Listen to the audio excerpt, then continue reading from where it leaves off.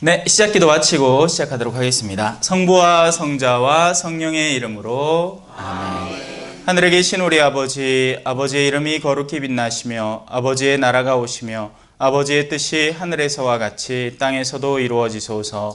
오늘 저희에게 일용할 양식을 주시고 저희에게 잘못한 일을 저희가 용서하오니 저희 죄를 용서하시고 저희를 유혹에 빠지지 않게 하시고 악에서 구하소서.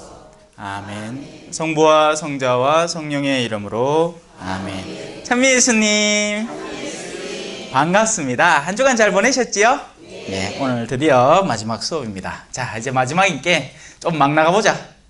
노래 한 곡 불러드릴게요. 때로는 당신 생각에 잠 못 이룬 적도 있었지. 기울어가는 둥근 달을 보며 타는 가슴 난 몰래 달랬지. 사랑 사랑 누가 말했나. 바보들의 이야기라고. 사랑 사랑 그 누가 말했나. 향기로 뭐라? 꽃보다 진하다고. 자, 여기까지 합시다. 자, 먼저 우리가 이제 이번 과에서 배울 주제는 앞서 수많은 과정들을 거쳤죠. 그리고 열심히 올라오기도 했습니다. 이제 마지막에 어디 가다 할까요? 하느님에게 가다야겠죠. 근데 그 하느님의 별명은 예수님의 이름은 사랑입니다 기 때문에 하느님에 가닿으면 거기에는 늘 사랑이 기다리고 있습니다. 그리고 그 사랑이라는 것은 우리 인간적인 차원에서 어떻게 이해되느냐, 바로 이렇게 이해되는 거죠. 당신 생각에 잠 못 이루고 타는 가슴, 아름다움, 애절함, 그런 것들로 이해가 됩니다. 자, 여기에서 또 다른 노래가 하나 있는데, 매일같이 영화 속에서나 책 속에서나 드라마 속에서 사랑을 느껴. 요게 젊은 사람 버전입니다. 크게 다르지 않아요. 그러니까 사랑에 대한 찬사, 아름다움, 설레임, 기대감을 마구마구 드러내는 거죠. 언젠간 내게도 이런 일이 실제로 일어날까? 그게 언제쯤일까? 어떤 사람일까? I wanna know. 사탕처럼 달콤하다는데 I wanna know. 하늘을 나는 것 같다는데 I wanna know, no. What is love? 생쇼를 하지요. 자, 이게 우리가 세상적인 차원에서 이해하는 사랑이라는 것입니다. 그리고 맞아요. 맞는데 틀리기도 해요. 지금까지 우리가 얼마나 많은 것들을 배워왔습니까? 그죠? 결국에는 사랑에 가닿기 위한 움직임입니다. 마지막 목적지, 종착지죠. 하지만 그 사랑이 진실한 것이라면, 그 사랑이 참되고 올바른 것이라면 그 순수하고 맑은 사랑에 가닿기 위한 사전 준비 작업이 필요한데, 우리가 그 사랑을 처음부터 확 끌어안을 수 있는 준비가 되어 있느냐 하면 그게 아니기 때문에 지금까지 수많은 작업들을 해온 것입니다. 뭔가를 떨어냈어야 하는 거죠. 그리고 그 떨어내는 작업들은 때로는 고통스럽기도 했던 겁니다. 왜? 나라는 현실을 직시해야 했으니까요. 당연히 사랑은 좋은 거죠. 하지만 그 참된 사랑은 우리를 진짜 참되게 이끌어주기 때문에 많은 만물들을 하나로 뭉치고 엮는 사랑입니다. 그래서 두 부부가 진짜 서로 사랑하게 만들어버려요. 그 참된 사랑은요. 그냥 둘이가 자식 때문에 산다 하고 핑계대도록 가만히 놔두질 않습니다. 자식 때문에 살지 당연히. 왜? 주변에 넘사시러우니까, 쪽팔리니까. 안 싸우고 살긴 사는데 사랑하진 않아요. 하지만 우리의 사랑은 그 두 사람을 진짜 일치시켜버리려고 노력하는 겁니다. 그러려면 서로가 깨어져야 할 부분이 있는 거예요. 그리고 서로가 참되게 깨어지기 이전 단계로 우리가 묶인 것도 있습니다. 애시당초 사랑을 시작하지 못하게 만드는 것들, 바로 우리의 죄악들, 우리의 현실들, 우리의 탐욕들, 우리의 이기심들, 이런 것들이 잘리고 끊겨야 했어요. 그래서 제 수업을 첫 시간부터 들으면서 실천해온 분은 예수님 말씀처럼 반석 위에 짓는 지혜로운 자가 됩니다. 듣고 실행하려고 노력했기 때문이죠. 하지만 그냥 듣기만 하고 실행하지 않으면 또 이 가르침은 모래 위에 쌓은 누각처럼 흐르륵 사라져버리고 맙니다. 자, 이제 1 고린토서 13장으로 들어가 봅시다. 그 제목은 사랑이고요. 굉장히 짧습니다. 13장에 13절까지 있습니다. 마치 무슨 짜놓은 것 같아요. 그죠? 13이라는 숫자는 예수님과 12제자들, 그죠? 그리고 또 어떤 경우에 서양에서는 재수없는 숫자로도 간주가 되죠. 왜? 예수님이 13번째 제자에 의해서 죽임을 당하셨다고 간주를 하니까요. 예. 자, 사랑이라는 것은 그렇게 수많은 이들이 한 군데로 모여들 수 있는 최종적인 종착지입니다. 그래서 거기에 가면 반드시 좋을 수밖에 없어요. 앞서 제가 노래했던 사랑 사랑 누가 말했나 하는 그걸 부르는 가수가 간주하는 그 사랑의 아름다움이 모조리 거기 안에 다 담겨 있습니다. 하지만 우리의 인간성이 바로 그 사랑을 혼탁하게 만들고 엉뚱한 것으로 바꿔버리는 거죠. 자, 여러분이 오늘 이 자리에 온 것은요, 뭔가를 들으러 오셨어요. 왜냐하면 듣게 될 것을 사랑하기 때문입니다. 그러니까 이런 자리에 갈 일은 없잖아. 내가 딱 가자마자 그 앞에 있는 사람이 나를 딱 붙들고서는 요셉이니 요 땅으로 했지, 앞으로 조심해라, 니 그 땅으로 살면 안 돼 하는 얘기를 1시간 동안 떠든다고 해보세요. 그러면 듣고 싶겠습니까? 안 듣고 싶을 거예요. 왜냐하면 내 마음에 안 들거든. 그런데 우리가 어떤 것을 찾아온다는 것은 거기에 찾아갈 만한 무언가가 있다는 것이고, 바로 그것이 이끌림이라는 것입니다. 우리는 가장 기초적인 사랑의 이끌림을 지니고 있어요. 문제는 뭘까요? 이 이끌림은 결국 하느님께서 조성해 놓으신 것이고, 그래서 요한복음에 그렇게 나오잖아요. 말씀으로 만들어진 세상이라고 합니다. 하느님의 말씀, 하느님은 사랑이시고 그분의 말씀은 사랑의 말이고, 그 말씀이 만들어 놓는 세상도 사랑의 세상이에요. 그래서 우리 마음속에는 어떤 것이 사랑인지 어떤 것이 아닌지를 가장 기초적으로 분별하는 분별력이 존재를 합니다. 그리고 그걸 양심이라고 부르죠. 하지만 그 양심은 때로는 혼탁해지기도 하는 거예요. 뭐 때문에? 우리 인간의 죄악 때문에요. 사랑하지, 남편 사랑하지. 근데 언제 남편이 사랑스럽지 않습니까? 내가 핸드백을 더 사랑해버릴 때. 그죠? 제가 숱하게 비유를 들어드렸잖아요. 그죠? 핸드백에 대한 사랑이 존재하지 않을 때는 남편이 성실하고 책임감 있고 가정을 보살피는 사람, 우리 아이들을 사랑해주는 사람이었습니다.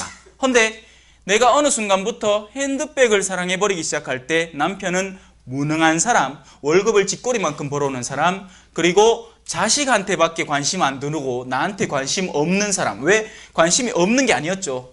어떤 관심? 자신이 원하는 핸드백을 사주지 않는 관심 없는 사람으로 치부되어 버리는 겁니다. 감 잡으셨죠? 이게 우리 인간의 사랑을 엇나가게 만드는 요인들이 되는 겁니다. 그래서 그런 혼탁함과 그런 눈앞을 가리우는 것들에서 우리를 정화시켜야 하는데, 그럼 그 정화의 과정은 쉬울 것이냐? 당연히 쉽지 않겠죠. 왜냐하면 그걸 정화한다는 말은 곧 뭐냐?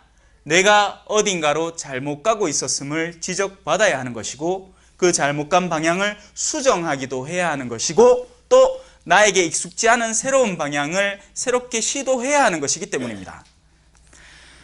우리는 곧잘 평온함에 안주하려고 듭니다. 그리고 그 평온함은 사랑이 없는 곳인 경우가 많습니다. 왜냐하면 사랑은 힘들어요, 여러분. 사랑은 힘들어요. 사랑은 나 아닌 타자를 끌어안아야 하기 때문이죠. 그래서 나는 곧잘 많은 경우에 나 자신 안에 안착하려고 듭니다. 그게 쉽고 편안한 삶이기 때문이죠.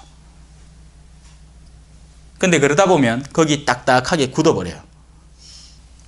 유다인들은 율법을 사랑했습니다. 그리고 예수님은 새로운 율법을 들고 오셨죠. 자신이 살던 율법은 안락하고 아늑한 공간이었어요. 바리사이들에게는요. 하지만 자신들이 안락하게 여기는 그 율법이라는 공간 속에 신음하는 이들이 있었죠. 가난하고 소외된 백성들요. 그래서 그 사랑은 가짜였던 겁니다. 가짜. 그리고 예수님은 진짜 백의 사랑을 들고 오셨죠. 모든 이가 참되게 행복해질 수 있는. 하지만 거기에서 바로 두 가지 반응이 오는 겁니다. 소외된 이들은 예수님의 가르침에 맞습니다, 주님. 바로 그거죠. 그게 참된 사랑이죠. 역시 제가 생각하던 그 사랑이 맞네요. 당신이 가르치는 바가 맞습니다. 그렇습니다. 가난한 이들이 복음을 듣죠. 배고픈 이들이 음식을 먹을 때 진짜 행복한 것이죠. 라고 찬사를 던지는 한편 바리사이들은 저놈은 뭐 심하가요. 저 기대기 셰파라 해가 33살밖에 안 된 저놈이요. 우리를 가르치려고 들어. 내가 나가 지금 몇인데, 내가 박사학위를 갖고 있는데, 내가 무슨 대학 명예교수인데 어디 지가 앞에 났어? 바로 이것이 꼬름하다 하면 이상하나? 이것이 못된 마음, 엇나간 마음, 교만한 마음이었던 거죠. 그래서 그 교만한 마음에는 사랑이 들어설 자리가 없었습니다. 왜냐하면 교만한 마음의 유일한 사랑은 자기 자신에 대한 찬사뿐이거든요. 교만한 사람이 자신이 인정하는 유일한 사랑은 자신에게 잘한다고 얘기해 주는 것밖에 없는 겁니다. 그리고 다른 모든 가르침을 배척하는 거죠. 자, 이런 사랑의 움직임, 이 얼마나 거기 가면 좋은데 거기까지 가는 데는 고통스럽겠죠, 당연히. 그래서 그 고통스러운 사랑으로 향해 다가가는 과정을 우리는 십자가로 간주하는 겁니다. 그리고 맞았고요. 예수님은 그래서 십자가를 지셔야만 했어요. 사랑을 완수하기 위해서. 왜냐하면 사람들이 사랑 아닌 것에 찌들어 있었고 들러붙어 있었고 빠져 있었기 때문에 예수님은 다가가서 그들을 구해내야 했고 깨뜨려야 했고 열어서 꺼내야 했던 겁니다. 그래서 그런 모든 움직임들이 응답받을 거라고 예수님은 확답해 주신 거죠. 두드려라 열릴 것이다. 너희가 갇혀있는 그 깜빵, 사랑 없는 깜빵을 두드려라. 내가 가서 열어주마. 근데 사람들은 자꾸 인간적인 사랑을 바래요. 인간적인 사랑. 예수님은 우리를 참되게 사랑해 주시려고 하고 우리를 영원으로 이끌어 주시려고 하는데 우리는 그 영혼의 방향을 감지하긴 하지만 여전히 인간적인 차원에서 인간적인 위로를 바라기 때문에 끊임없이 색다른 유혹과 색다른 도전이 시작되는 겁니다. 그래서 사람들이 계속 싸우는 거예요. 자, 이 정도 했으면 일단 좀 달가졌을기라 여러분이. 예? 그릇을 달가놔야, 가마솥을 달가놔야 그 다음에 뭔 일을 하죠, 그죠? 왜냐하면 지금 오늘부터 제가 읽어드릴 구절들은 여러분이 사전 이해가 존재하지 않으면, 사랑에 대한 참된 이해가 존재하지 않으면 전부 다 엉뚱한 얘기일 거거든요. 저게 무슨 뜻입니까? 그렇게 얘기할 게 뻔할 뻔짜입니다. 아직도 What is love? 언젠간 내게 사랑이 올까? 하고 앉았는데 나는 널 사랑한단다 단다 개사마. 가들은 입술 쪽쪽 빨고 막 서로 껴안고 막 부비부비 하는 그런 사랑을 기다리는데 나에게 다가오는 사랑은 진짜 사랑이거든요. 근데 그 진짜 사랑은 어떤 경우에는 이런 경우도 있는 겁니다. 네 지금 가 하고 뽀뽀하고 싶지. 하지만 내 참된 사랑은 너에게 명령한다. 그 아이는 단지 너의 육체를 탐하는 나쁜 존재이기 때문에 너는 도리어 그에게서 멀어지는 게 맞다. 라고 사랑을 가르치니 이게 완전 빡 돌게 만드는 거예요. 사랑이면 다 좋은 거 아닙니까? 아니에요, 여러분. 안 좋은 사랑도 있어요. 엇나간 사랑도 있죠. 그런 노래 제목도 있잖아요, 그죠?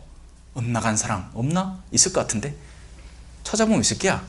자, 내가 인간의 여러 언어와 천사의 언어로 말한다 하여도 나에게 사랑이 없으면 나는 요란한 징이나 소란한 꽹가리에 지나지 않습니다. 사랑은 뚜렷한 방향과 목적지를 지닙니다. 그래서 그에 비슷한 아무리 아름답고 화려한 언어로 나를 꾸민다 하더라도 그 근본 방향이 저쪽이 아니고 다른 쪽일 때 그건 울리는 징과 꽹가리에 지나지 않게 되는 거죠.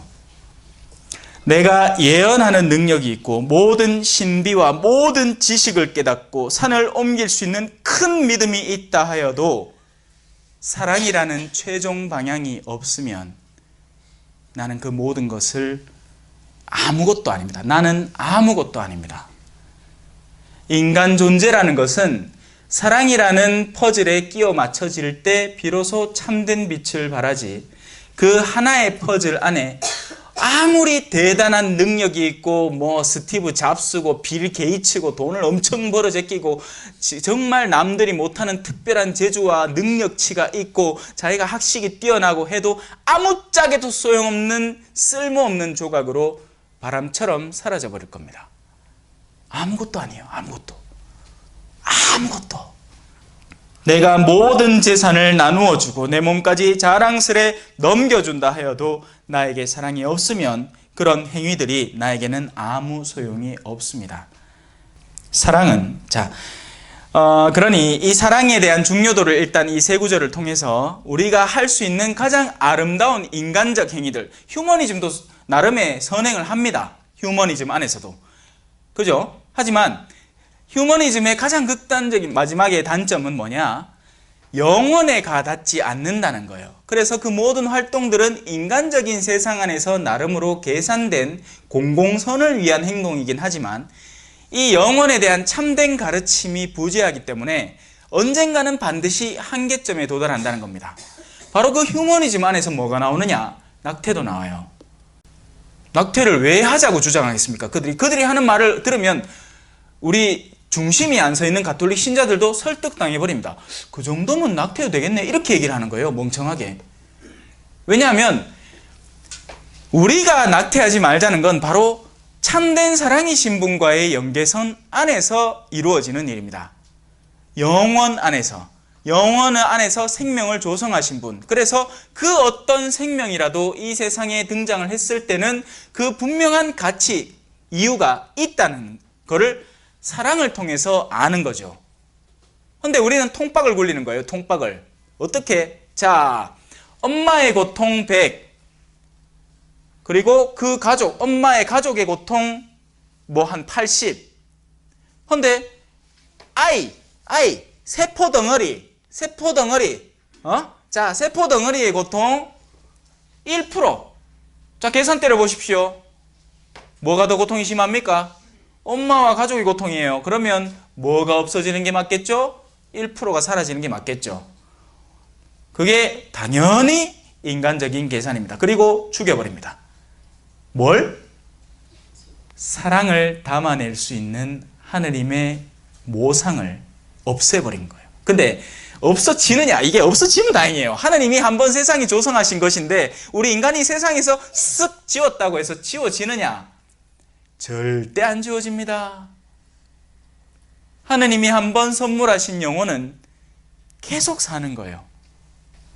이게 사랑이 없으면 바로 이런 것들에 대한 올바른 이해가 조성되지 않습니다.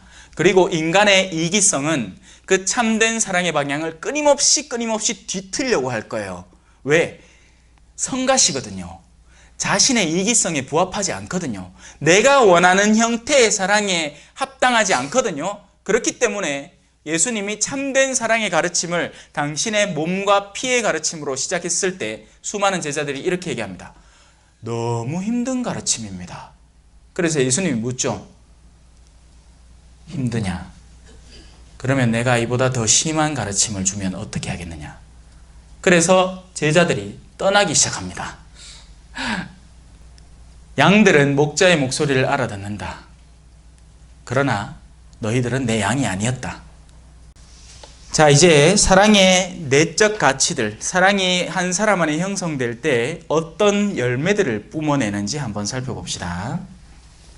사랑은 참고 기다립니다.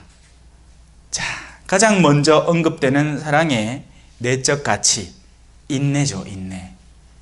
바로 이 인내라는 튼튼한 기반에서 나머지 새싹들이 다 자라나기 때문이에요. 참아야 돼. 참을라죠? 지금까지 참고 살아왔는데 또 참으라고? 참아야 돼요. 언제까지? 걱정 마세요. 곧 멈춥니다. 왜 제가 곧이라고 얘기할까요? 신부님요, 네 60평생을 참았는데. 네, 조금만 더 참으세요. 곧 멈춥니다. 왜요? 인간은 길어야 70년, 근력이 좋아서야 80년을 살기 때문이죠. 물론 요새는 과학기술이 발달해가 100살까지 잘 사시더라. 그거 좀 뒤긴 뒤기라. 근데 그래봐야 한 세대입니다. 한 세대. 우리가 세대라는 건 100년을 잡잖아요. 그죠? 한 인간의 탄생과 죽음을 성경 안에서는 세대라고 표현을 해요. 우리는 세대를 거쳐가면서 살지 못해요. 우리는 손주가 정상적으로 태어나서 마지막에 죽음까지 보면서 살 수가 없습니다. 물론 100살까지 사시는 분들, 손주가 60세 하고 죽어보면 볼 가능성은 있겠지. 그건 예외적인 경우를 얘기하는 거고, 우리는 세대를 건너뛰면서 살지 못합니다. 1800년대에 태어났던 사람들 중에 지금 남아있는 사람들 아무도 없고요. 1901년에 태어난 분들 중에도 이제 없어요. 세계 최장수 뭐 해봐야 110년, 115년 그 정도 테니까 벌써 가고 없습니다. 참으셔야 돼요. 왜? 우리의 참음은 80년, 많게는 100년. 헌데 참아서 얻어내는 결과물은 영원에 가다하니까요. 아무리 긴 시간을 영혼에 빗대어 보십시오. 일순간입니다. 왜냐하면 영혼은 끝이 없기 때문이에요. 여러분이 수학에 대해서 관심을 조금이라도 가져보셨으면 아시겠지만 이 영혼이라는 건 수학적으로 표현이 안 되는 겁니다. 그래서 우리가 이 동글베이를 쓰잖아. 동글베이. 팔자 눕혀놓은 거. 메비우스의 띠 아닙니까? 메비우스의 띠는 안쪽으로 돌아갔다가 바깥쪽으로 나왔다가 안쪽으로 돌아갔다가 계속 끊임없이 얘기하는 영혼이니까요. 그래서 우리 다른 종교, 불교 같은 경우에는 이걸 어떻게 설명할까 해갖고 윤회를 꺼냈습니다. 네. 안카고선 우리 인간 존재가 너무 허망해 보이는 거예요. 그리고 우리 가톨릭 신자들도 가끔씩은 내 전생에 뭐였는가 딱 하는 얘기 자주 합니다.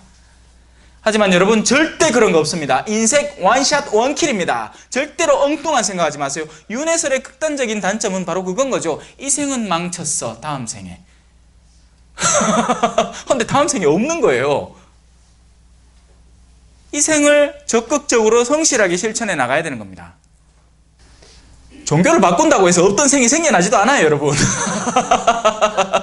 그리고 우리가 가진 우리의 교리와 우리의 신앙적 전통은요, 바로 하느님의 계시를 통해서 이루어진 거지 우리가 조성해낸 게 아닙니다. 우리가 막 짜놓은 게 아니에요. 야 우리 중에 뭐가 어떻게 삶아 더 편하고 더 좋겠노? 야 그러면 윤회 없는 것보다 윤회 있는 게 낫겠다. 윤회 있는 걸로 치자 하고 사도회의가 막 공의해갖고 오늘부터 윤회 있음 점 이렇게 찍는 게 절대 아닙니다. 하느님께서 계시하신 것을 우리가 성령의 감도를 영감을 받아서 그 가운데 무엇을 공적으로 선포할까를 모아놓은 것이고, 그리고 그 모아놓은 것에는 인생은 원샷 원킬이라는 겁니다. 사랑은 참고 기다려줍니다. 그리고 그 사랑은 친절합니다. 아무리 좋은 칼이라도 베는 기술이 필요하겠죠. 예. 아무리 내가 의사고 메스를 가장 최근에 금방 만들어내고 날이 가장 선 메스를 하더라도 내가 손을 덜덜덜덜 떨면서 수술을 하면 콩팥만 잘라내면 될 거를 막 간도 잘라뿌고 심장도 끊어뿌고 막 동맥도 끊어뿌고 난리 북사토니끼라. 그죠? 그러니까 그 사랑은 친절해야 됩니다. 여러분은 친절하셔야 돼요. 여러분은 다른 분에게 친절해야 됩니다. 매서우면 안 돼요. 사랑은 시기하지 않습니다. 자, 이거 진짜 중요한 내용인데요.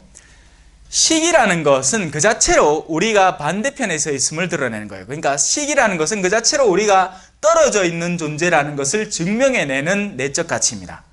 우리가 누군가를 시기할 때요. 우리가 누구를 시기하든 상관이 없어요. 누구를 시기하면 그 즉시 나는 그와 떨어져 있음을 증명합니다. 왜? 네 신발 새로 샀네. 와, 네 좋겠대. 와 하는 오른손은 죽어도 없습니다. 오른발이 새 신을 신었다고 해서 그걸 시기하는 오른손은 없어요. 같은 몸이잖아. 새 신을 신었기 때문에 온몸이 같이 기뻐합니다. 아이고 편하고 좋다. 이제 온몸이 편안하게 다니겠네.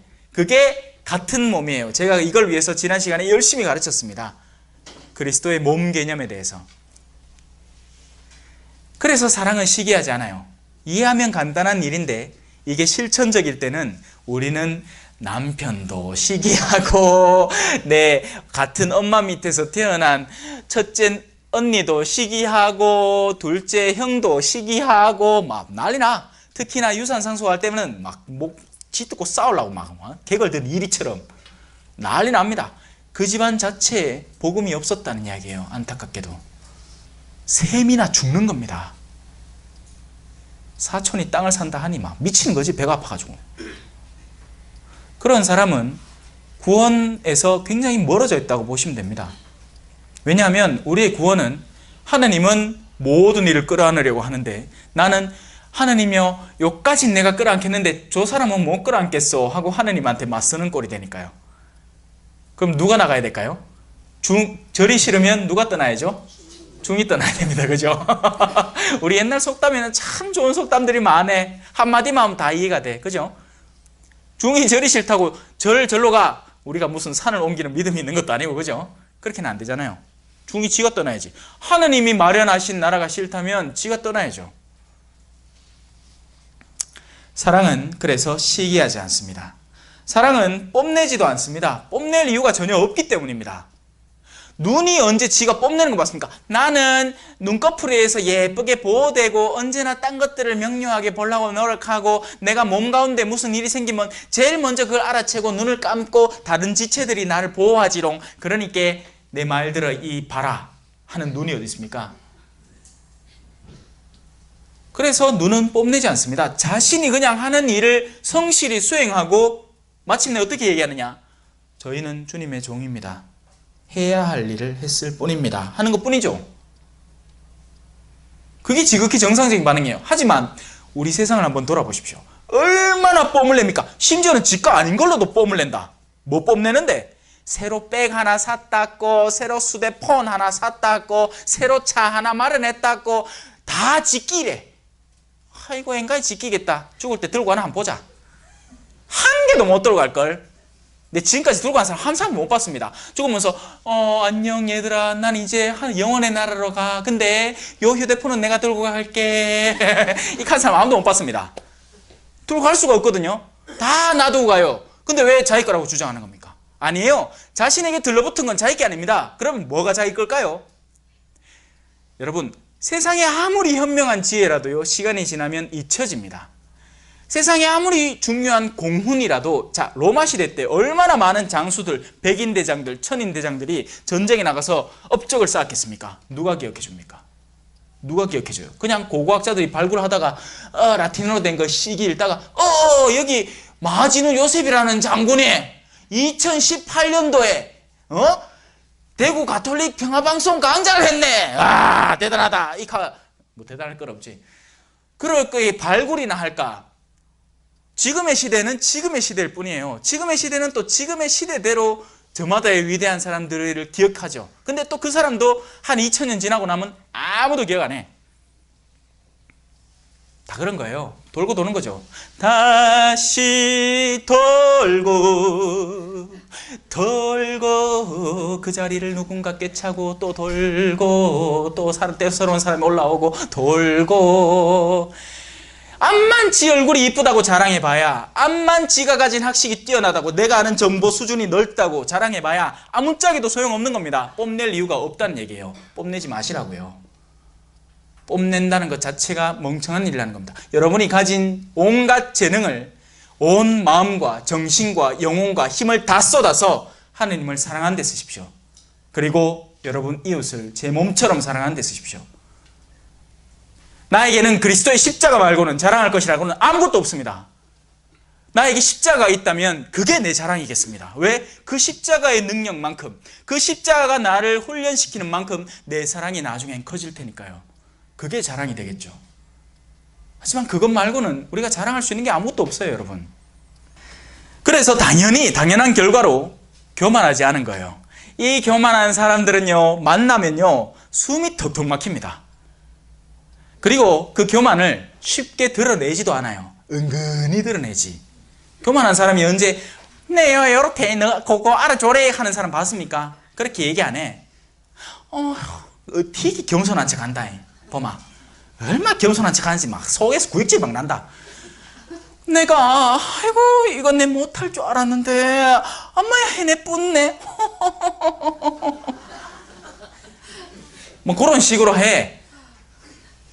교만함을 잔뜩 표현하고 싶은데 교만함 자체는 사람들에게 거부를 당하니까 겸손을 가장한 교만을 드러내고 바로 그것을 바리사이들의 누룩과 위선이라고 부르는 거죠. 엄청 교만한 사람이에요. 그 사람 어디든지 가면요, 물론 자신의 교만함을 드러낼 때 나를 공격할 사람들이 모인 곳에는 교만함을 드러내지 않지만, 그게 아니고 또 착한 사람들, 순한 사람들이 있을 수 있잖아요. 우리 주변에는 또 그런 사람들이 있어. 누구 말이든지 순하게 들어주는 사람이 있습니다. 그런 사람들 만나면 그날은 그냥 자기 그냥 뽕 뽑은 날이에요. 1시간 내내 자랑을 합니다. 자랑을. 남자들 모임막 군대 지가 나오는데 제일 힘들었다고 자랑해 사치를. 온통 자랑에 지 잘난 맛에 사는 사람들이 얼마나 많은지 몰라요. 사실 그거 말고는 또 할 얘기도 없어. 가슴이 공허하거든요. 자신이 겪고 있는 일이 어떤 것인지, 내가 어떤 내면의 상태가 있고 그런 것 가운데 하느님을 추구하는데 어떤 면이 힘든지, 그런 것에 대해서는 할 얘기가 별로 없어요. 솔직히 그런 걸 생각해 본 적도 없고, 그저 내가 이런 말 하면 저 사람이 나를 또 색다르게 봐주겠구나 하는 그런 궁리만 잔뜩 하면서 그런 재료들만 잔뜩 안에 집어넣어놨으니까 입만 열면 그 얘기만 나오는 거죠. 꾸르실료 차수 자랑하는 사람들, 에미 차수 자랑하는 사람들. 제가 에미 갔다 왔다 하니까, 아, 신부님, 그 에미 체험은 어땠습니까? 아이고, 어떤 만남을 이루셨나요? 이런 건 하나도 안 궁금해. 당장 묻는 게, 신부님 몇 차인겨? 와, 지는 좀 일찍 갔다 왔거든. 신부님 몇 차라 하면, 아이고, 나는 그 차수 한 5차수 앞서는데 그러면 내 후배네. 선배 하이소. 당신 선배다. 어이구 잘났다. 선배만큼 더 열정적으로 일하십시오. 레지오 차수가 1000회가 넘은 만큼 그 레지오의 본질을 올바로 깨닫고 그 레지오의 본질대로 살아가는 실천적인 신심활동에 가담하십시오. 잘난 척하지 말고요. 뭐 그리 잘난 거라고. 그게 사랑은 무례하지 않습니다.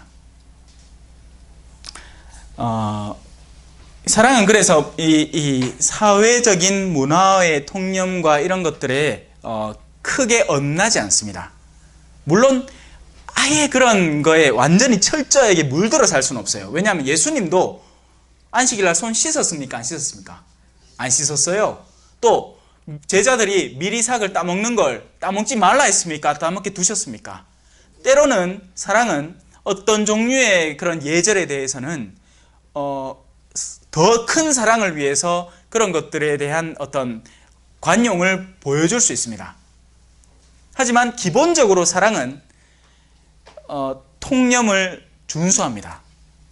그리고 진짜 사랑이 많은 사제는 어르신들을 존중해요. 그게 참된 사랑의 모습이에요. 안 가고 왜 보자 되자마자 할매 웬일이고 그렇게 삼아.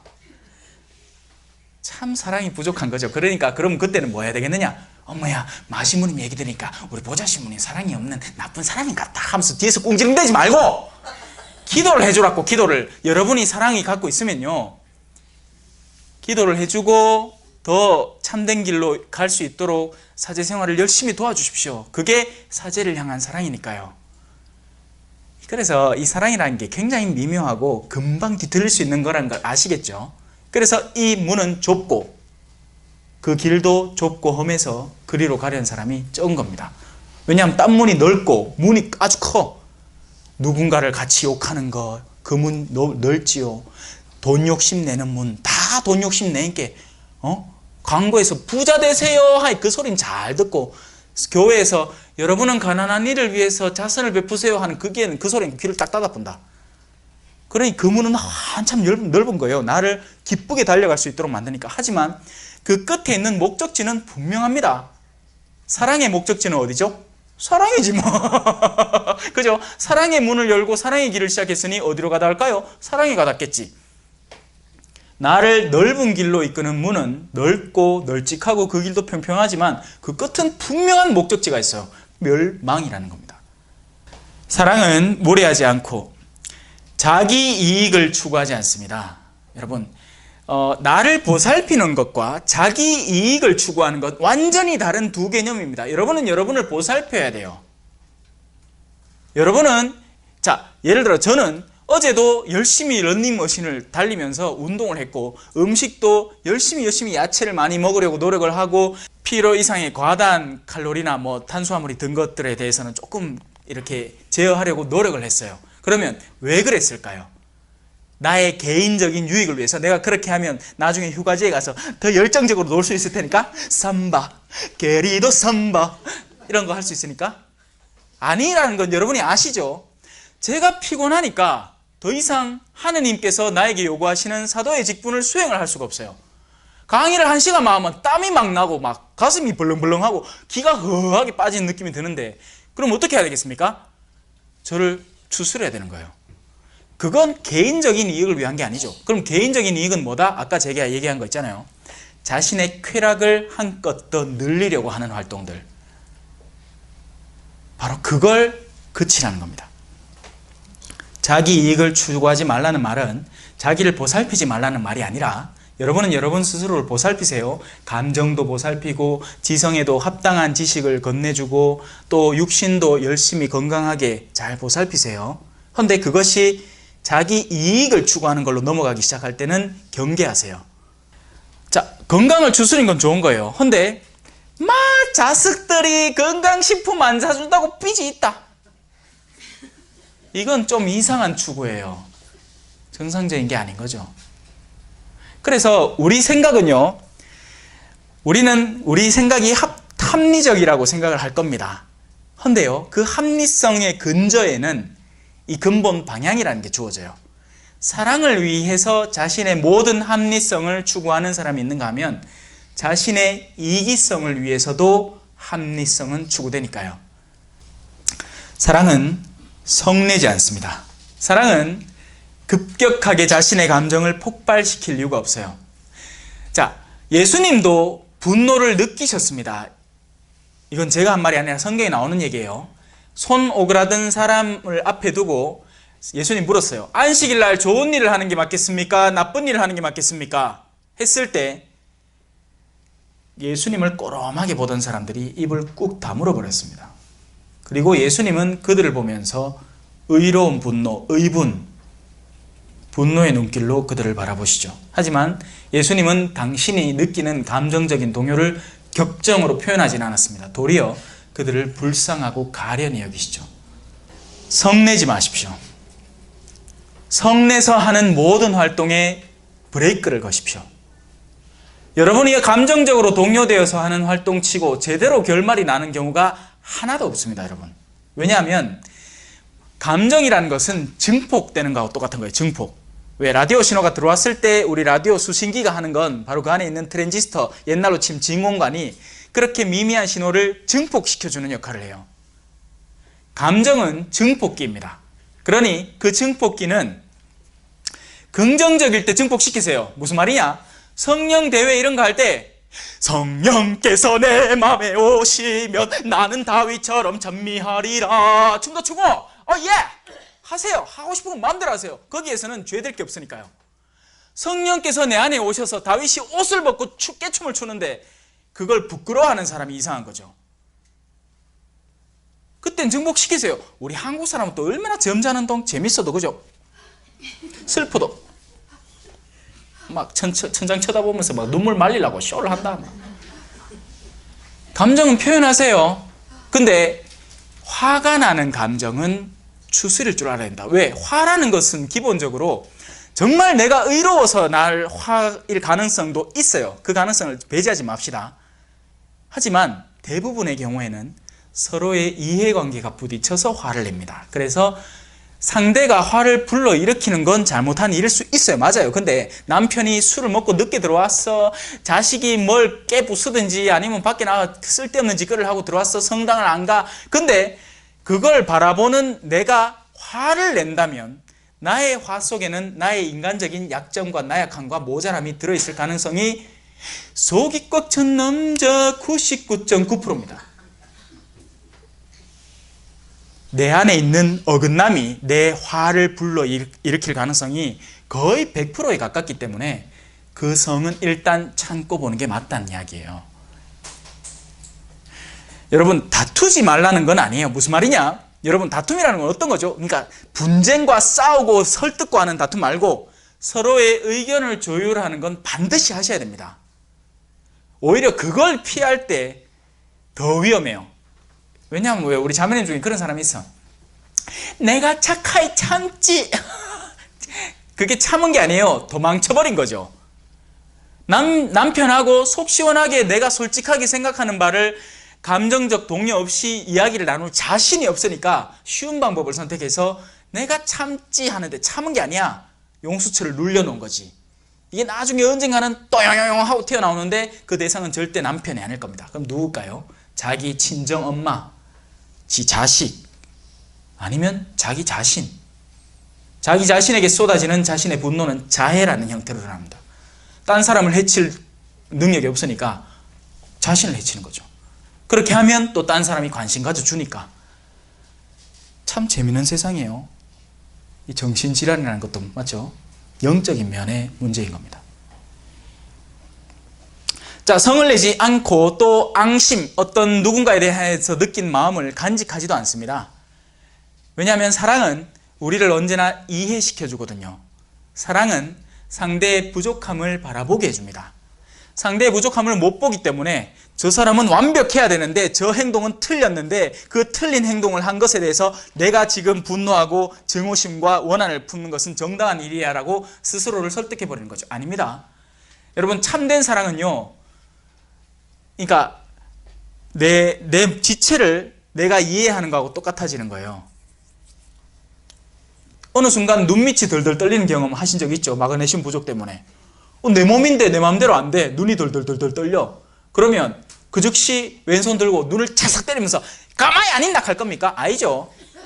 야가 뭔 이유가 있겠지. 그죠?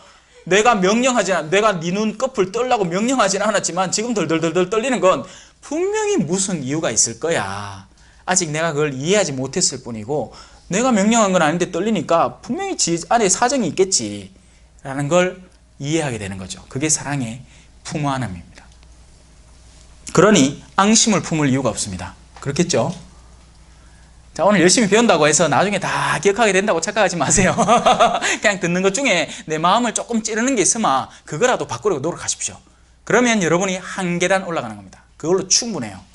막 한꺼번에 막 다 지고 막 다 끌어안고 열심히 적고 계신데 그거 다 적는다고 해도 다 이루어지는 거 아니라는 거 분명히 아시죠? 하나만 건지세요. 하나만. 매 강론 때 하나만 건지고 그걸 실행하시는 것만 해도 충분합니다. 자, 진도 나갑시다. 사랑은 불의에 기뻐하지 않습니다. 사랑은 절대 부당한 의로움, 그러니까 의로움에 저해되는 어떤 것에 기뻐하지 않습니다. 그런데 얼마 전에 복음에 이런 일이 나옵니다. 그 베드로 사도와 바오로 사도의 그 축일 복음, 그게 오늘인가? 오늘이다, 그죠? 오늘 일독서 읽어보면 뭐가 나오냐면 그놈의 헤로데라는 임금놈이 누굴 데리고 오냐면 야고보를 딱 데리고 와. 그러면 뭐 하는데 모가지를 댕강 잘라봅니다. 죽이고요. 그러니까 유다인들이 까르르 좋아하는 거야. 그러니까 헤로데 임금이 그걸 보고는 자기도 더 좋아가지고 또 베드로를 잡아서 감방 안에 집어넣습니다. 그 이야기가 오늘 일독서에 나와요. 불의에 웃는 사람들인 거죠. 자, 근데 여러분 주변에서 펼쳐지는 일 가운데 분명히 불의함이 있습니다. 그런데 그 불의함이 나한테는 이득일 때는 우리는 그 불의함에 웃게 돼요. Not in my backyard라는 거 들어보셨죠? 님비 현상. Not in my backyard. 내 뒷뜰에는 안 돼. 근데 마을의 공공선을 위해서 공적으로 선정한 장소가 그 자리인데 나는 안 된다는 거예요. 그래서 미친 듯이 그걸 해서 결국 쫓아냅니다. 그러고 나면 마을 주민 전체가 고통받게 될 터인데 그런데 내가 그 일을 수행해냈기 때문에 나는 웃을 수 있게 되는 거죠. 불의에 웃는 사람이 되는 겁니다. 그리고 여러분들, 그러니까 우리들 안에서도 어떤 종류의 행위는 불의함일 수 있어요. 의로움에 어긋나는 행위일 수 있습니다. 하지만 내가 좋아하는 행위이기 때문에 그걸 추구하고 얻고는 좋아하는 거죠. 하지만 사랑은 절대 그런 일을 하지 않습니다. 오히려 그런 일들에서 자신을 끊임없이 정화시키죠. 거리를 두게 만들죠. 이 지금 추상적인 얘기를 하니까 그런데 아까 전에 비유한 간단한 얘기로 백을 지금 형편에도 안 맞는 백을 사는 건 의로움입니까? 불의함입니까? 대답을 못 하십니까? 불의함이죠. 내 형편에도 안 맞는 백을 사는 건 부당함이고 불의함입니다. 그런데 그 자매는 지가 간절히 원하던 백이었기 때문에 그걸 결국 사고 나서는 미소 짓는 거죠. 그런 지극히 일상적인 차원에서 이루어질 수 있는 일을 하는 거예요. 무슨 원자력 발전소 이런 거 떠올리지 말고 우리 지극히 일상적인 차원에서 불의에 기뻐하지 말라는 이야기예요. 자, 그리고 진실을 두고 함께 기뻐합니다. 진실. 여기서 말하는 진실은 사실관계가 아니라 진리를 말합니다. 진리. 그리고 악마는 늘 사실관계를 바탕으로 그 중에 하나만 살짝 꼬아서 거짓을 만들어내죠. 자, 변호사가 자신의 의뢰인을 변호합니다. 그런데 어느 순간부터 그 변호사가 자신의 의뢰인이 잘못을 했다는 것을 알게 된 거예요. 하지만 재판관과 검사는 자기가 아는 그 결정적인 단서에 대해서는 몰라. 그런데 자기는 이 의뢰인을 통해서 돈을 벌게 됩니다. 그러면 끊임없이 사실을 이야기하겠죠, 변호사는. 다만 진리만, 그러니까 진실, 그 하나의 진실만 입 다물고 있으면 끝까지 변호해낼 수 있고 승소해버리는 겁니다. 아주 못된 짓을 하는 거죠. 그러니 그런 자리에서 일하시는 분들일수록 정말 양심적이 되기가 쉽지 않은 게 당연한 현실이에요. 근데 우리는 아이들을 사지로 몰아넣고 있지. 니는 꼭 검사되라. 니는 꼭 사법고시 패스해라. 그런 자리들이 어떤 자리, 무슨 일이 벌어지는지도 모르는 채. 사랑은 모든 것을 덮어주고 모든 것을 믿으며 모든 것을 바라고 모든 것을 견뎌냅니다. 자, 여기서 모든 것을 덮어준다고 해서 앞서 얘기한 그게 우선이에요. 불의에 기뻐하진 않아요. 하지만 덮어주는 것은 다른 차원의 이야기입니다. 그러니까 불의 자체를 불의가 아니다, 괜찮다 하고 덮는 건 사랑이 아니에요. 다만 그들이 기회를 잡을 수 있도록 참아 견뎌주는 것을 통칭해서 여기 다 안에 안에 다 표현된 겁니다. 2줄 안에 13장 7절 안에 덮고 믿고 바라고 견뎌낸다는 것은 그에게 기회를 주려는 시도입니다. 사람은 기회가 필요해요. 기회. 지가 잘못한 걸 알아. 그런데 잘못한 데서 돌아올 수 있는 기회가 필요합니다. 잘못했다고 그 즉시 즉결 심판을 받으면 이 세상에 살아남을 자가 아무도 없습니다. 우리는 기회들이 필요하고 하나님은 끊임없이 우리에게 그 기회를 주시는 분이세요. 그러니 하나님의 사랑은 얼마나 모든 것을 덮어주고 믿고 바라고 견뎌내고 계신 겁니까? 그런데 우리는 우리에게 잘못한 이에게는 그걸 못하겠다고 나서는 거예요. 하나님은 나를 그렇게 보듬어 주시지만 니는 네 잘못한 거는 지금 당장 고쳐야 된다고 막 뭐라게 사는 거죠. 이게 참, 그러니까 그 불의한 종 떠오르죠. 주인한테는 10,000달란트를 탕감받아 놓고는 지한테 꼴랑 100데나리온 빚진 종한테 가고는 멱살 잡고 갚으라고 생쇼를 하는 겁니다. 사랑은 언제까지나 쓰러지지 않습니다. 왜냐하면 사랑은 영원하신 분의 존재적인 특질이기 때문이죠. 영원히 쓰러지지 않는 동안은 사랑도 쓰러지지 않습니다. 그렇기 때문에 사랑이 이겨요. 불의가 세상을 덮쳐도 불신이 만연해도 우리는 주님만을 믿고서 살렵니다. 왜냐하면 그 주님이 벌써 이겼고 그 주님은 영원하시고 그 주님의 특징은 사랑이니까 우리가 그 사랑에 몸담고 주님을 신뢰하고 그분께 나아가는 동안 이 세상이 우리를 무너지게 만들지라도 이 세상이 우리를 굴복하게 넘어지게 쓰러지게 폭풍우가 몰아치게 하더라도 우리는 결국 승리하게 될 테니까요. 그래서 사랑은 세상에서는 굉장히 유약해 보입니다. 힘이 없어 보이죠. 사랑하자고 부르짖는 사람만큼 초라한 사람이 없어요. 딴 사람들은 어떻게 얘기하는데? 성공하세요. 여러분의 능력을 개발하세요. 그리고 다른 사람들 위에 올라서세요. 그리고 다른 사람들을 그렇게 얘기는 안 하지만 철저하게 이용하세요.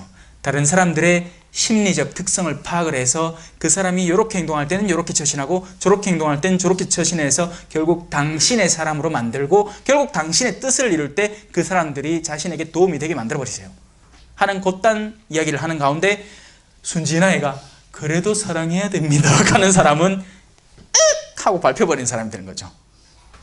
하지만 결국 이기는 건 그 발표했던 사람이 부활할 때가 될 겁니다. 예언도 없어지고 신령한 언어도 그치고 지식도 없어집니다. 제가 앞서 이야기했죠. 이것은 제가 2절에서 예언하는 능력이 있고 신비한 모든 지식을 깨닫고 산을 옮기는 큰 믿음이 있다 하더라도 사랑이 없으면 아무것도 아닌 것처럼 예언과 신령한 언어와 지식이라는 이 모든 것들은 결국 없어지고 마는 것들입니다. 그리고 우리에게 남는 유일한 것은 바로 사랑이죠.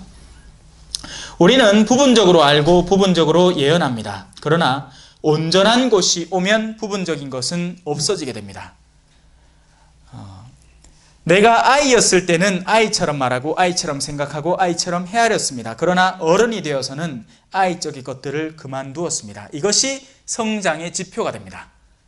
아이적인 것들이 더 이상 마음에 들지 않을 때 우리는 어른이 되었다는 것을 의미해요. 그래서 저는 여전히 아이예요. 저는 여전히 장난감이 보면 좋아. 근데 주변에 눈치가 있어가 함부로 못 사. 조카 선물 고른다 하면서 이마트 가고 열심히 장난감 코너 가고 후 둘러보다가 마음에 드는 거 있으면 한 개 쓱 하고 조카 선물 주듯이 사서 결국 제가 조립하고 막. 자, 하지만 이런 외적인 특질의 아이와 어른이 중요한 게 아니에요. 지금 여기서 말하는 아이라는 것은요, 우리가 아이적에 부리던 앙탈, 아이적에 부리던 욕심, 아이적에 부리던 미숙함, 이런 것들을 이야기하는 겁니다. 그리고 그런 것들에서 우리는 성장해 나아갈 필요가 있어요. 우리는 아이 때, 자, 그럼 영혼의 아이 상태는 어떤 것이냐? 사랑에 대한 깊이, 회피입니다. 봉사에 대한 깊이, 회피예요. 그러니까 왜 그런 신자들 있잖아요. 아마나 고마마 성당 가고 뒷자리 살짝 앉아고 미사만 쏙 보고 얼른 도망쳐 나오지 하는 그런 신자들, 바로 아이인 신자들입니다. 그들은 악도 함부로 못 저지르지만 그렇다고 해서 선도 못하는 사람들이에요. 그냥 아이인 거죠. 아이. 근데 계속 아이로 남아있으면 신앙생활을 10년을 했고 20년을 했는데도 자기가 나이가 벌써 50이야. 근데 성당에서 주임신임을 인사를 안 하고 어떻게 지나와 봅니다. 왜? 행여라도 잘못 눈 마주쳐가 인사했다가 내한테 뭐 시킬까봐 겁이 나가. 하기 싫으니까. 엄청난 아이들이 수도 없이 깔려있는 겁니다. 성당에. 아들 천지 삐까리요. 유치원 성당이 아니고. 그렇게 해놓고는 진짜 애들은 유리관에 가다 놔두잖아. 저그들이 아면서. 성당 앞자리에 맨날 그 자리에 앉는다고 딴 할매 오면 안 비키노이 다시 나약 하면서 막 쫓아낸다. 막 몽둥이 휘둘면서. 그런 얼라가 어디 있습니까? 그런 얼라가. 아이고 다리 불편하시지. 그거 앉아 계시소. 내 뭐 딴 자리에 앉으면 되지. 앉으면 될까 아이가. 그런 마음이 품이 없는 거예요. 품이. 끌어안을 수 있는 마음. 엄청난 아이들이죠. 그래서 하나님이 안 되겠다 싶어갖고 그런 훈련을 하라고 누구를 주느냐? 남편과 아내를 줍니다. 속 뒤집어지거든. 이게 남자하고 여자는 진짜 달라요. 그래 같이 살아보면 속 뒤집어질 끼라. 난 안 살아봐 모르겠다만. 그죠? 어찌 뭐 한다고. 어제도 그 비슷한 소리 들었습니다. 시부님 뭐 우리 마음 아냐고. 모르죠. 전 몰라요. 하지만 간접 체험이라는 것도 있고, 물론 제가 직접 살아보지는 않았지만 저는 다른 경우의 체험이 있죠. 상대와 내가 완전 다른데 그 다름을 극복해 나가는 체험은 저에게는 있습니다. 다만 그게 내 마누라가 아닐 뿐이지. 사실 제가 얼마나 많은 사람을 만나고 얼마나 많은 다름을 체험을 하겠습니까? 더 많은 다름을 체험할 수도 있겠죠. 어찌 보면. 근데 그들의 교만함은 자신들이 겪은 체험이 으뜸이라는 거죠. 뽐내고 싶고 나를 샘내기도 하고 나의 그런 자유로움, 복음을 전할 수 있는 자유로움. 하지만 그 복음을 전할 수 있는 자유로움 이면에 있는 내가 져야 한 책임감은 보지도 않고 그냥 부러운 건 부럽고 자기들 삶은 힘들고, 그러니까 자기 힘든 건 나한테 알아달라 하고, 그렇다고 해서 내가 힘든 건 자기들이 모르겠고, 그걸 두고 이기성이라고 표현하는 겁니다. 그게 이기적인 사람이에요. 상호 도와주는 거예요. 상호. 세상에 마음 편하게 사는 사람 아무도 없습니다, 여러분. 자, 그래서 내가 아이였을 때는 아이처럼 말하고 아이처럼 생각하고 아이처럼 헤아리는 게 당연하겠죠. 왜냐하면 아이니까. 하지만 아이가 성장하지 않는 데는 거기에는 변명의 여지가 없습니다. 왜냐하면 아이는 자신의 미숙함을 반복하면서 성장했어야 하니까요. 당연한 이야기예요. 길을 가는데 한 번 걸려 넘어졌습니다. 그러고 또 똑같은 길을 가는데 또 걸려 넘어졌어요. 자, 그러면 정상적인 사람이라면 어떻게 반응할까요? 그 길을 피하든가 아니면 그 장애물을 미리 삽으로 좀 까든가 뭔가 처리를 하고 그 다음부터는 안 걸려 넘어지려고 할 거예요. 그런데 이 멍청한 사람들, 계속 아이로 남고 싶어하는 사람들은 어떻게 되느냐? 24시간을 걸려 넘어져. 남편하고 한 번 뭘로 싸웠어. 그 다음에 또 싸웠어. 그 다음에 또 똑같은 걸로 싸워요. 그럼 문제를 해결할 처리를 해야 되는데 그냥 욕만 하고 또 그거가 또 걸려 넘어지는 겁니다. 그러나 어른이 되어서는 아이적인 것들을 그만두게 됩니다. 그래서 어른이 되려면 힘을 길러야지. 어른의 특징은 뭐죠? 힘 기르는 겁니다. 견진성사라는 건 바로 성인이 되는, 영적인 성인이 되는 성사를 받는다는 거예요. 그냥 요번에 본당에 주기는 모신다, 빨리 신청해라 하고 얼른 가고 그냥 뭣도 모르고 3일 동안 교리 듣는 것도 싫다고 그 교리 들어와가 자고 앉았다. 그래놓고는 견진만 받으면 끝이래. 받은 게 하나도 없는 겁니다. 물론 사효성은 이루어지죠. 하지만 그 사효성을 지가 쓰지 않는다면, 그러니까 칼자루는 주어지는데 그 칼을 지가 다룰 줄 모르는 칼이라면 안 받은 거랑 마찬가지죠. 맞죠? 세례도 마찬가지고 성체성사도 마찬가지예요. 성체성사는 여러분이 크라고, 여러분의 영혼의 영신이 크라고 우리에게 나날이 주어지는 영적 양식인데 먹기만 덜렁 먹고 소화를 안 시키네. 먹고 토해뿐다. 그 즉시. 그러면 영혼이 어떻게 큽니까? 우리가 지금은 거울에 비친 모습처럼 어렴풋이 보고 있습니다. 하지만 그때는 얼굴과 얼굴을 마주보게 될 거예요. 사랑을 직면하게 될 겁니다. 그러면 제가 앞서 불렀던 노래만큼 그 사랑의 즐거움과 기쁨을 만끽하게 되실 거예요. 그때는 다른 말이 필요가 없어. 그래서 그걸 지복직관이라고 하잖아요. 우리가 간절히 기다려 오던 것에 대한 만남. 내가 지금은 부분적으로 알지만 그때는 하나님께서 나를 온전히 아시듯 나도 온전히 알게 될 것입니다. 우리가 부분적으로 아는 것을 바로 신비라고 표현합니다. 알 수 없는 게 아니고 아직은 미숙해서 내가 알 능력이 없기 때문에 내가 아는 만큼만 아는 거죠. 하지만 그 아는 만큼이 결코 그릇된 건 아닙니다.